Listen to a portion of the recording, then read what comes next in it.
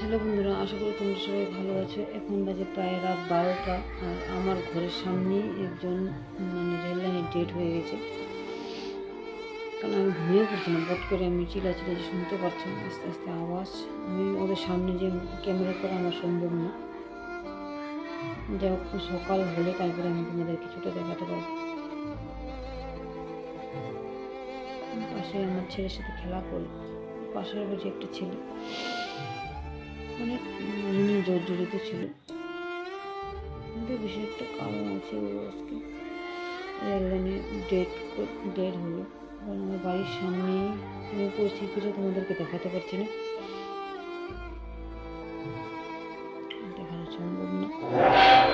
একটা সন্তান তার তার বাবার চোখের সামনে শেষ হয়ে গেল। আমি ঘুমিয়ে পড়ছিলাম, ঘুম থেকে উঠলাম পট করে, উঠে দেখি অবস্থা পরিস্থিতি খারাপ। যে কোনো পরিস্থিতি ভিডিও করা সম্ভব না, তোমরা অনেকেই জানো। আর আমি ভিডিওটা করতে পারবো না, আমার চোখের সামনে এই ঘটনাটা ঘটেছে, একদম অসম্ভব। ঠিক আছে, পরে কথা বলবো। যাই হোক, হঠাৎ করে একটা দুর্ঘটনা ঘটে গেল আমাদের ঘরের সামনে, চোখের সামনে। আর এই দেখো, রাত এখন বাজে প্রায় 12টার মতন। লোক কিন্তু আমার বাড়ির সামনে দিয়ে যাচ্ছে। আর আমি এখন কি করলাম, হঠাৎ করে আমি ঘুমিয়ে পড়েছিলাম। ঘুম থেকে উঠেই আমাকে ডেকে উঠেছে আমার মেয়ে। 5 মিনিটের আগে আমার চোখটা লেগেছে। ও আমাকে মেয়ে ডেকে উঠিয়ে বলে, এই অবস্থা মা, তুমি তাড়াতাড়ি উঠো। যাই হোক, আমি আমার বাচ্চাদের আগে এই বিছানায় নিয়ে আসলাম, আমাদের বিছানায় নিয়ে আসলাম। নিয়ে এসে আমি ছুটে আবার চলে গেলাম। আর দুনিয়ার লোকজনই ভরে গেছে সমস্ত। আর এই ঘটনা যে ঘটবে আমরা কখনোই ধারণা করতে পারিনি। তারপরে আমাদের চোখের সামনে এই ঘটনাটা ঘটে গেল মিনিটের মধ্যে। আর এই ঘটনাটা আমি নিজেও যেয়ে দেখেছি। আর এই পরিস্থিতিতে বাড়ির লোকেদের অবস্থা কী হয় আর আশেপাশের লোকের অবস্থা কী হয় সেটা তোমরা বুঝতেই পারবে। কারণ আশেপাশের লোকরা কোনো ভয়ের জন্য কেউ বেরই হয়নি, বেশিরভাগ আমরাই আছি সম্পূর্ণ। আমাদের বাড়ির লোক আর ওদের বাড়ির লোক আছে, আর 2-1জন হয়তো আছে। কিন্তু যেই ছেলেটা এই ঘটনাটা করলো ও কিন্তু খুবই খারাপ করলো। কারণ একটা ছোট্ট বাচ্চা আছে, ওর বউ আছে, যেহেতু ও বিয়ে করছে, ওর এই ঘটনাটা করা উচিত ছিল না। হ্যাঁ, হয়তো অনেক ঋণ ছিল ওর, ঋণের জন্য এই ঘটনাটা করতে আজকে বাধ্য হলো। হ্যাঁ, আমাদের জীবনে আমাদের সাধারণ মানুষরা অনেক কষ্ট করে বাঁচি। আর অনেকেই কষ্ট করে বাঁচার চেষ্টা করে, কিন্তু ওই কষ্টটা ও নিতে পারছিল না। কারণ ওর অনেকটাই প্রবলেম হয়ে গেছিলো, সাংসারিক প্রবলেম, তারপরে আবার লোনের প্রবলেম। আর এই লোনগুলো আমাদের জীবনের একটা বড় পেরেশানি। কি বলবো, আমরা যখন নেই, আমরা বিপদে পড়ি কিন্তু নেই। কিন্তু পরিস্থিতিটা এতটাই খারাপ হয়ে গেছে, কেউ কিছু কন্ট্রোল করতে পারছে না। আর এদিকে কিন্তু কান্নাকাটি, প্রচণ্ড কান্নাকাটি। পাশের আমাদের গেটের সামনে যে বাড়িটা, এই বাড়িটার মধ্যে সবাই, কারণ ওদের বাড়িতে যাওয়া কোনো কোনো রকমই সুবিধা নেই। কেন বলতো, ওই বাড়ির সামনেই এই ডেড বডিটা হলো। ওকে যে সামনেই গিয়ে দেখবে ওর বাড়ির মানুষ, তার কোনো ক্ষমতাই নেই। কারণ কোনো মানুষই ওরা যেতে পারলো না সামনে অবস্থাটা দেখার জন্য। আমি গিয়েছিলাম একটু সামনে, আর একটা আমাদের পাশে একটা বাড়ির আমাদের ভাইস্তা আছে, ও গিয়েছিল। আমি পিছনটা দেখে এসে পড়ছি, আমি সামনেটা দেখার সাহস পেলাম না। আর তারপরে এসে আমরা অতক্ষণ ওখানেই বসেছিলাম। হ্যাঁ, এখন বেজে গেছে প্রায় ওই 2:30টার মতন, তখন আমি ঘরে আসলাম। আমাদের ঘরের সামনে এই ঘটনাটা হয়ে যাবে বুঝতে পারি না। এই যে দেখতে পাচ্ছ, বাচ্চারা ঘুমিয়ে আছে, ঘুমায়নি এখনো। আমি এখন পর্যন্ত ওদের এখানে বসেছিলাম আমার বাইরে, কিন্তু কিছু করার নেই, আমাদের এরকম ঘটনা হয়ে যাবে ঘরের সামনে। আমরা ভাবতেই পারছি না, আমাদের পরিস্থিতিটা বেশি একটা ভালো না। চোখদিকে একটা না একটা হয়েই যাচ্ছে ঘটনা। এই ঘটনাটা যে হবে আমরা এই জিনিসটা বুঝতে পারিনি।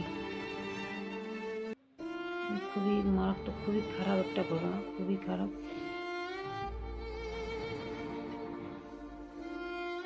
কি বলবো তোমাদেরকে, আর কি বলবো বলো। একটা মানুষ চোখের সামনে এভাবে মৃত্যুর কাছে চলে গেছে, মৃত্যু লোকে। এই জিনিসটা বলার মতো কথা না। ছোট একটা বাচ্চা আছে, আমার ছেলের থেকেও ছোট ছেলেটা। এরকম ঘটনা যে হবে এতক্ষণ বসেছিলাম, এখন সারাটা রাত হয়তো বসে থাকতে হবে। রেলের লোক এসে পড়েছে, এসে ওরা পাহারা দিচ্ছে, কারণ ওই সময়টা আমার জন্য ভিডিও করা অসম্ভব হচ্ছে, পারবো না আমি ভিডিও করতে। হয়তো সকাল হলে আমি কিছুটা ভিডিও করতে পারবো, দেখি এখন কি করা যায়, না করতে পারলে তো নাই। এখন বসে থাকতে হবে, দেখি কতক্ষণ বসে থাকতে পারি। ঠিক আছে, এখন মতন রাখি, এখন একটু শুয়ে থাকি, তারপর দেখা যাক কী হয়। এখন মাথাটা প্রচণ্ড ব্যথা হচ্ছে, আর ওইদিকে লোকজন ভরে গেছে, প্রচণ্ড লোকজন ভরে গেছে, কারণ এই সিচুয়েশনে মানে সবাই ভিডিও করতে পারে না, আমার দ্বারা সম্ভব হচ্ছে না, হবে না হয়তো। ঠিক আছে, এখন রাখি, পরে আবার তোমাদের সাথে কথা বলবো। যে দেখতে পাচ্ছ যে আমাদের আছে গেটের পিছনে, যে আতা গাছটার পিছনে, কারণ আমি ওখানে ভিডিও করা আমার দ্বারা তো সম্ভব না। এখন বাজে রাত 3টা, প্রায় 3টা, ওই 2:30 হয়ে গেছে। আমাকে দেখাচ্ছি, তারা ওই বাড়িতে সবাই আছে, যে গেটের পাশে।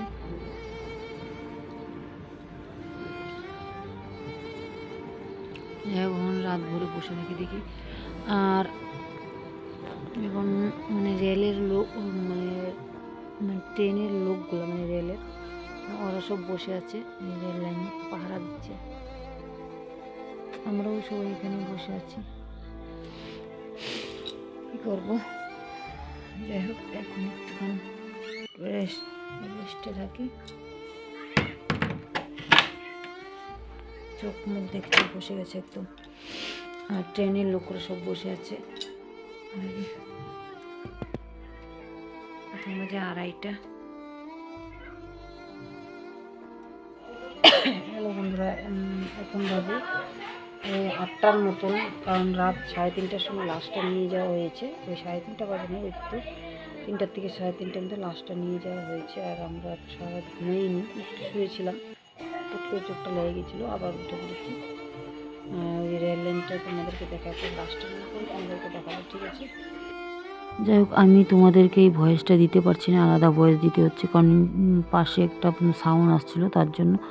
আর এই পরিস্থিতিটা কেউ কন্ট্রোল করতে পারবে না, আর এতটাই খারাপ একটা পরিস্থিতি, আমাদের আশেপাশের পরিস্থিতিগুলো খুবই খারাপ যাচ্ছে, আমরা কিছুতেই বুঝতে পারছি না। আর আমাদের প্রায় রাতেই আমরা ঘুমাতে পারছি না, এইসব মানে যন্ত্রণার জন্য একটার পর একটা হয়েই যাচ্ছে ঘটনা। হয়তো আমাদের বাড়িতে নয়তো পাশের বাড়িতে, নাহলে পাশের বাড়িতে একভাবে না একভাবে মানে হয়েই যাচ্ছে। আর এই দৃশ্যটা দেখার মতো না, একদম এতটা মানে খারাপ, মানে যে দেখে একদম দু টুকরা হয়ে গেছে। তারপরে আবার চোখের সামনে, মানে আমাদের ওই বাড়িটা যেটা দেখালাম, ওর থেকে একটু মানে 5 হাত 10 হাত হবে দূরে, এইভাবে ও উঠেই শুয়ে পড়লো, এইভাবে ও মানে ডেড হয়ে গেল। মানে এত কিছু যন্ত্রণাও নিতে পারছিল না, এত কিছু টেনশনও নিতে পারছিল না, যেহেতু অনেক জায়গার থেকে ও লোন টোন নিয়েছিল। মানে কি বলবো, মানে পরিস্থিতি এতটাই খারাপ হয়ে গেছে, মানে তোমরা দেখতে পারবে। দর্শকের দোকানে বাজার কে করছো?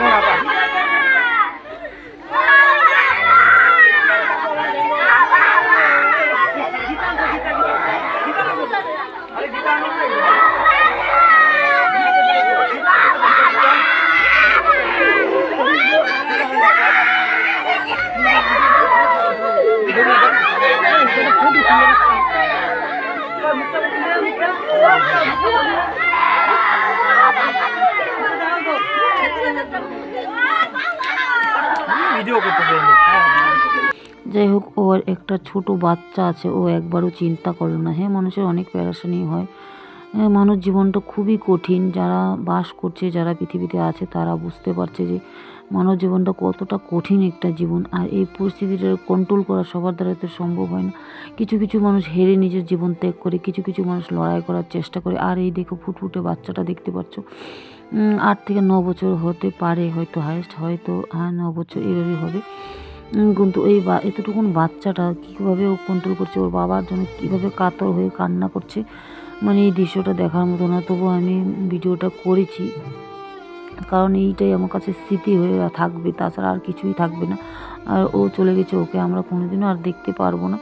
হ্যাঁ, আমাদের পাশের জামাই ছিল, পাশের আমাদের এক ভাস্তি হতো। যাই হোক, এই দেখো, ওর কিন্তু শেষ যাত্রা শুরু হয়ে গেছে। আমাদের ভাইস্তা আমার 2 ভাইস্তা, তারপরে পাশের বাড়ির ছেলে আর কয়েকজন আছে, ওদের বাড়ির আছে কয়েকজন। সবাই মিলে মানে ওকে নিয়ে যাচ্ছে। ওই আমাদের যা মহাকাল বাড়ি আছে একটা জায়গা, ওই জায়গাতেই নিয়ে যাবে। এই যে এই ভাইস্তা, ওই ছিল একমাত্র, এই সামনে দেখতে পাচ্ছ, ওই যেয়ে ফটোগুলো করে এনেছে। আর আমি ছিলাম পিছনে। আর পুলিশরাও অনেক মানে অনেক তাড়াতাড়ি এসে পড়ছে, রেলের পুলিশেরা। আর এই দৃশ্যটা একদমই খারাপ চলছে, মানে খারাপ হয়েছে, মানে কি বলবো আর তোমাদেরকে আর বলে বোঝাতে পারছি না। তোমরা সামনে থাকলে বুঝতে পারতে যারা দেখছো। খুবই খারাপ। যাই হোক, আমরা কিন্তু ওই 5টার দিকে সন্ধ্যাবেলা চান করলাম ওদের বাড়ি থেকে এসে। তারপরে আমার ছোটো ভাইস্তাকে আবার ফোন করে দিলাম, ওকে এসে পড়তে বললাম। ও হয়তো 14-15 বছর একটা বাচ্চা, ওর হয়তো খারাপ লাগতে পারে, কিন্তু ও প্রচণ্ডই জোর করেছে যাবে, তার জন্য আমরা পাঠিয়েছি। ও আসার পরে আমাদের কিছু নিয়ম আছে, মানে শ্মশানে গেলে ওই নিয়ম করে আমাদের বাড়িতে ঢুকাতে হবে। আর তার জন্য আমি সব কিছু প্রস্তুত করে রেখেছিলাম। আর তাড়াহুড়া করছি যেহেতু এত ঠান্ডা, ঠান্ডার মধ্যে এত রাত্রে বাচ্চারা চান করবে, তা সমস্ত কাজ করে তারপরে কিন্তু আমাদেরকে ওকে ঘরে নিতে হবে। আর আমাদের যেগুলো কাজ সেগুলো তো দেখতেই পারছো। আর মানে প্রচণ্ড ঝামেলা গেছে আশেপাশে, প্রচণ্ড মানে কি বলবো। এদিকে আমি কিন্তু ওকে ঝটপট করে চানটা করিয়ে দিচ্ছি। কেন বলতো, আর চান করিয়ে তারপরে আবার আরও কিছু কাজ আছে, আমাদের কিছু নিয়ম আছে, ওগুলো আমাদের করে তারপরে ওকে আমরা ওই ঘরে নিয়ে যাব। ঘরে নিয়ে আবার চান করিয়ে বাড়িতে ঢুকিয়ে নিয়ে আবার চান করিয়ে তারপরে ঘরে নিয়ে যাব। আর যাই হোক, এই কাঁচিটা দিলাম, ও আগুন দিয়ে পুড়িয়ে তারপরে সর্ষে, তারপরে যা যা লাগে সব দিয়ে ওর শরীরটাকে সম্পূর্ণ আগুনে সেঁক করিয়ে নিলাম। কারণ জানোই আমরা হিন্দু মানুষ, আমরা বাঙালি, তাই আমাদের অনেক রকম নিয়ম থাকে। সবার বাড়ির নিয়ম তো এক হয় না। যাই হোক, আমাদের বাড়ির যেই নিয়মটা সেটাই আমরা করে নিচ্ছি। আর আমার শ্বশুর বাড়ির যেই নিয়মটা, আর এটাই প্রায় বাঙালি মানুষের, হিন্দু মানুষের এটাই নিয়ম হয়। আর এদিকে কিন্তু ট্রেন যাচ্ছে, আর এদিকে কিন্তু হুলুস তুলুস চলছে সারা রাত ভরে কান্নাকাটি। লাস্টটা যেহেতু দাফন করে আসছে, আর আজকের মতন রাখি।